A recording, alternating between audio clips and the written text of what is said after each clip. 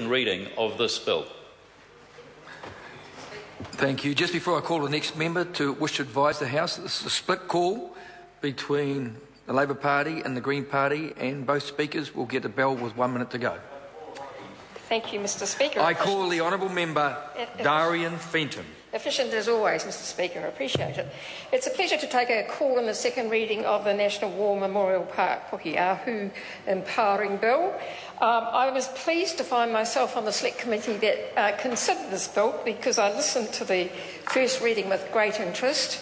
And the reason I did that, I suppose, is for the same reason many of us in this House have found this bill particularly interesting, because it is about, as our very valuable Veterans Affairs spokesperson Ian Lees-Galloway has said, is about honouring both past contributions but also our current men and women that are serving in overseas conflicts. One of the things that I got to do quite recently, and in fact Gareth Hughes was with me, was on a trip with the Speaker, was to visit Belgium and go through Messines and Ypres and Passchendaele.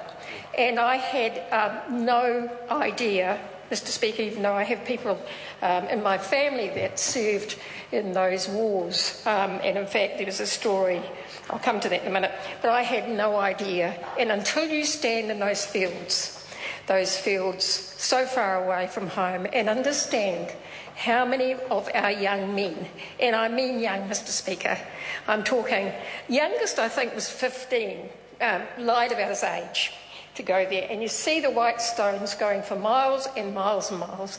Do you have any idea of the sacrifice that was made in those conflicts in the First World War? And I was thinking about my grandfather, who actually served at the Somme, and I remembered coming across his diary.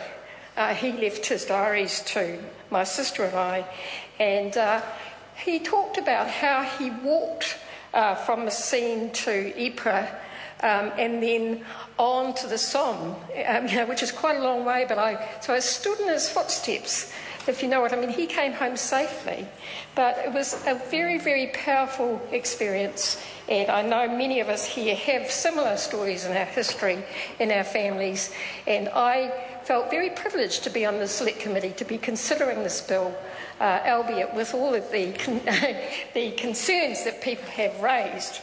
It was a very fast Select Committee process, Mr. Speaker. It was referred to the committee on the 28th of August 2012, and we had a very short time frame for submissions, but nevertheless we did receive 18 submissions, and we heard 8 of them, all of them powerful, all of them supportive, some concerns raised, and I think we had very good advice also from the Regulations Review Committee and the Legislation Review Committee as well.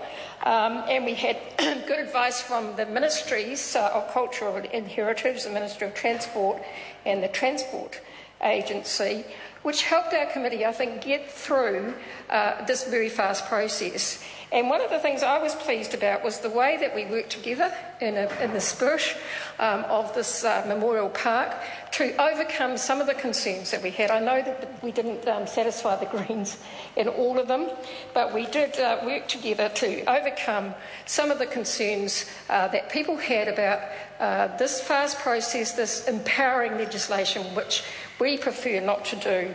But of course, in this situation, if we want to see a memorial park in 2015, an Anzac Day 2015, which honours the sacrifice of all of those, all of the wars that are mentioned in this chamber, all of the others, all of the people that have been lost to us, all of the people who are still serving. We have to support this. We have to see this wonderful park established, and sadly we have to take some shortcuts. We do have to allow, in this case, with reservations, the necessary legislation that will enable this park to be built.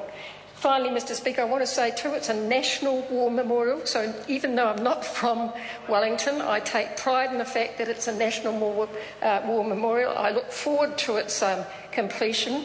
I look forward to us celebrating as a nation and remembering in 2015 the wonderful event that it will be when we finally have this park together, and all of us as a nation can remember. Thank you. I call the honourable member Julianne Genter. Tēnā koe, Mr. Speaker.